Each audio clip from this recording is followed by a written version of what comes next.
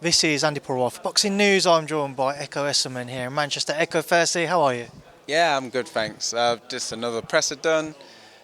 Good environment. Electricity, you could feel it in the air. Room full of smoke. We all good. Another presser done, something that you're obviously used to at this stage in your career, back on the big stage.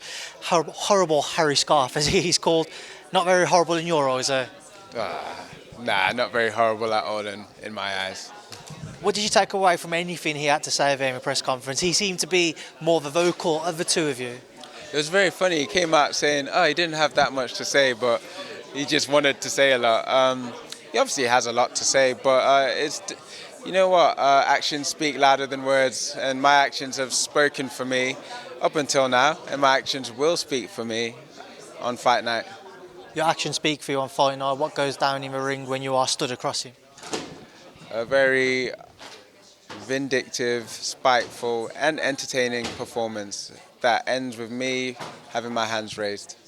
When you head into a fight like this, Ekow, where you have an opponent who's certainly kind of giving back in terms of the talking side of things, does it pump you up more? Does it get you more infused about a fight night? Yeah, it does, but words are just words.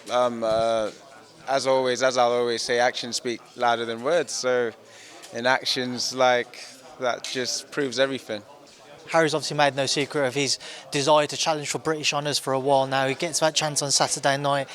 Where would you rank him, though, in amongst your past opponents? I wouldn't put a ranking on him. I think anyone that fights for the British, it brings out another side to them, that hunger. As you can see, he sounds like a very hungry lad. Everyone that I've fought, it's always brought out a next level of them. So that's what I've been expecting.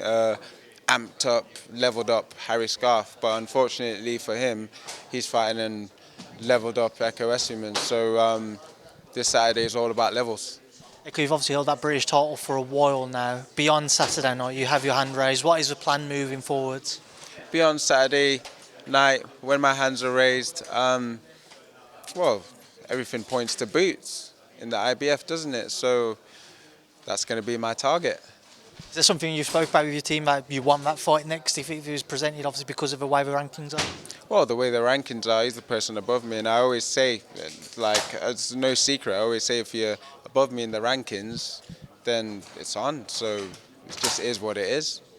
Boots is widely considered to be one of the best in the division.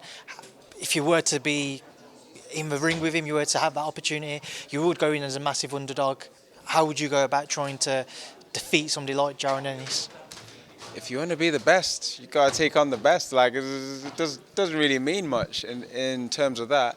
I always tell people I'm cut from a different cloth. I need step-ups in opponents to show my different levels of things that I can do. So that's all I can say, really. I want to get your thoughts on the IBF deciding to strip Terence Crawford. Did you think that was a fair move? The IBF, they can be quite quick to strip people of their belts. Like I can't remember which boxer it was, but I think he was injured.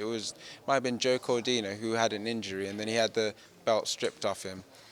So I mean, you just gotta keep it moving with the IBF. You gotta be ready just to get it cracking.